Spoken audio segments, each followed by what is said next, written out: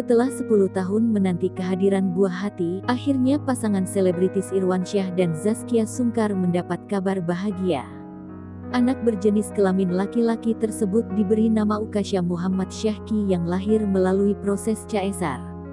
Namun sebelum merasa bahagia menjadi seorang ibu baru, Zaskia mengungkap dia memiliki masalah kesehatan hingga harus melakukan transfusi darah sebelum melahirkan.